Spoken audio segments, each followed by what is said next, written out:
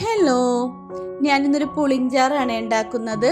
അതിന് വേണ്ടിയിട്ട് കുറച്ച് വെള്ളം എടുത്ത് അതിലേക്ക് ആവശ്യത്തിന് വേണ്ട കല്ലുപ്പ് ഇട്ട് കൊടുത്ത് അതേപോലെ ഒരു ഉണ്ട വാളംപുളിയും ഇട്ട് കൊടുത്തായിരുന്നു.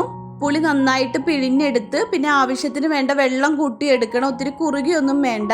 അതിലേക്ക് ഒരു പിടിയോളം ഉള്ളിയും ചെറുതായിട്ട് അരിഞ്ഞെടുത്ത് 2 പച്ചമുളക് പൊടിയായിട്ട് അരിഞ്ഞെടുത്ത് എന്നിട്ട് നമ്മൾ സാധാ പോലെ തന്നെ എണ്ണ ചൂടായപ്പോൾ കടുകും വറ്റൽമുളകും കറിവേപ്പിലയും താളിച്ചിടണം. ഞാൻ കറിവേപ്പില ഇട്ടില്ല, എനിക്ക് കറിവേപ്പില ഇത്തിരി ശോകമായിരുന്നു.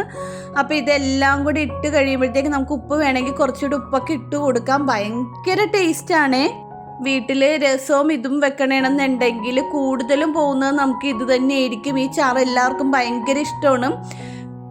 ഇത് ചോറിനേലും അടിപൊളി നമുക്ക് പഴങ്കഞ്ഞിയുടെ കൂടെ കഴിക്കാനായിട്ടാണ്. കാര്യം തൈരിനേലും ബെറ്റർ ഇത് തന്നെയാണ്. നമുക്ക് ഈ ഉള്ളിയും പച്ചമുളകും ഒക്കെ നമുക്ക് ഇങ്ങനെ വെറുതെ വാരി നമുക്ക് ചോറിൻ്റെ കൂടെ തിന്നാൻ പറ്റും. പിന്നെ ഈ കറി ഉണ്ടാക്കി കഴിഞ്ഞാലും പെട്ടെന്നൊന്നും എടുക്കരുത്, 1 മണിക്കൂർ കഴിയുമ്പോഴത്തേക്ക് എടുത്താൽ മതി. വേറൊന്നും കൊണ്ടല്ല, നമ്മുടെ ഉള്ളിയും അതേപോലെ പച്ചമുളകൊക്കെ ആ പുളിയിലും ഉപ്പിലും ഒക്കെ കിടന്ന് അതിൻ്റെ എരിവൊക്കെ കുറഞ്ഞ് ഇങ്ങനെ നമുക്കത് വാരി വാരി കഴിക്കാനും ഭയങ്കര ടേസ്റ്റാണ്. പിന്നെ ഞാൻ കുറച്ച് ഉണക്കച്ചെമ്മീൻ വറുത്തിട്ടുണ്ടായിരുന്നേ. നമ്മുടെ ഇടിച്ച മുളകും അതുപോലെ തന്നെ ചുമന്നുള്ളി കല്ലുപ്പ് എല്ലാം കൂടെയൊക്കെ ചതച്ചെടുത്ത് നല്ല ഫ്രൈ ചെയ്തെടുത്തേക്കണ ഉണക്കച്ചെമ്മീനായിരുന്നു. പഴങ്കഞ്ഞിക്ക് ഏറ്റവും ബെറ്റർ ആയിട്ടുള്ളൊരു കറിയാണ്. ഈ കറി എല്ലാവരും ഒന്ന് ട്രൈ ചെയ്ത് നോക്കണം. നമ്മുടെ വീട്ടിൽ ഗസ്റ്റൊക്കെ വന്നെയാണെങ്കിൽ നമുക്ക് സൈഡായിട്ടൊന്നൊരു ഒഴിച്ചു കൂട്ടാനായിട്ട് വെച്ച് കൊടുക്കാൻ പറ്റും.